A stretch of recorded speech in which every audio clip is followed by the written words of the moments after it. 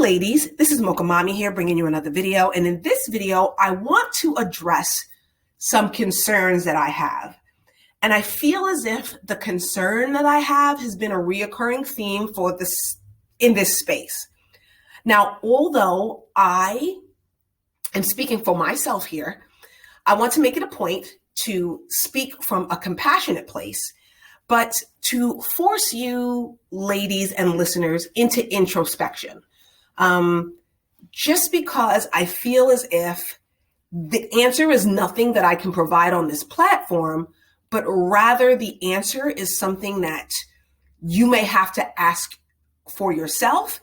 And then if you could add in the comment section what those concerns are, and then perhaps we can brainstorm together on how we can address the common concern that I think is going around the space. I don't take what happens in social media very personally. I'll say that. But I am sensitive when it comes to my sports-centered content. I have gotten plenty of emails and comments asking me, would I be willing to break down the 2022-2023 current National Hockey League season because it is the wealthiest spectator sport? The answer to that question is no.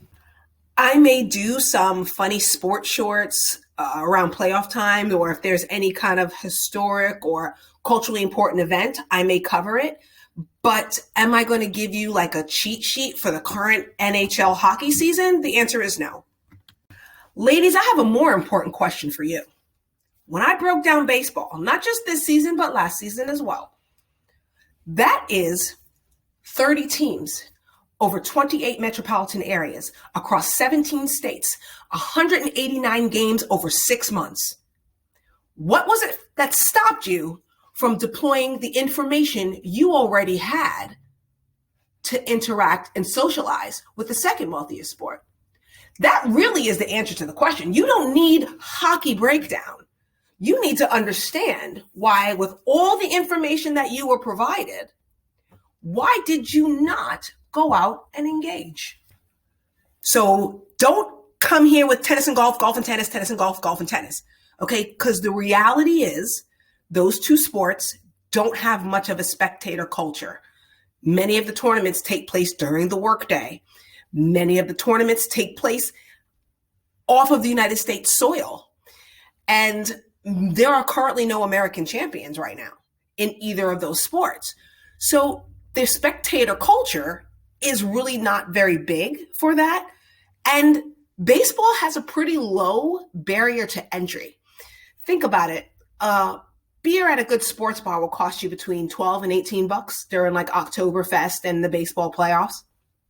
And a ticket to a decent marquee matchup game will cost you between $60 and $80 to go for like a marquee matchup to have a good seat around the people with the disposable income. You can do it for less, but in general.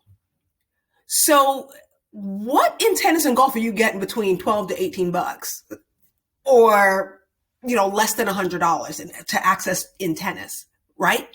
The barrier to entry is pretty low to get access to that demographic of people. So the question then becomes, what's stopping you?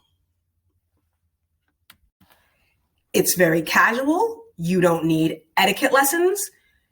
It's pretty low anxiety, low stress, but somehow I keep getting a lot of feedback that's filled with anxiety. It's a game. It's literally boys playing with balls. Hockey is just a bunch of dudes pucking around. Like, it's not that deep. Think about it. If you've got dancing mascots, it's not that deep. When my husband, when they have to purchase their executive seats for, the Rangers Stadium out there in Arlington, Texas, one of the executives said that he likes to sit around a certain area so that he can catch foul balls and see the hot dog races.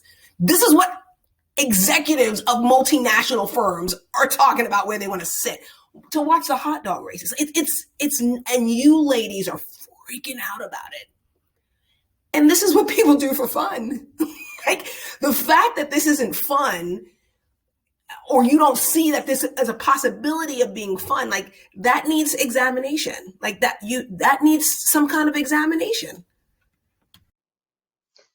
Other sports questions I've been asked: the light skin takeover of the NBA. I called it several months before the draft. And as far as the Ime Udoka situation, listen, I don't deal with the Real Housewives of NBA. Sports gossip gets you very little social currency anywhere. So I decided not to cover it. And when it comes to Kyrie Irving, listen, last season I said, I'm done with him. And I haven't mentioned him since. That's what being done means. So the question now becomes, ladies, are you done? Because the places you say you want to go and the circles you say you want to be around are not discussing these topics. So the question is, are you done? Are you really ready for the next level of the level up? Or do you need more ammunition from me, sports-wise, right, to fight the gender war? So, ladies, the questions you have for me are pretty easy, even if the answer is no. But you have a lot harder questions to ask yourself.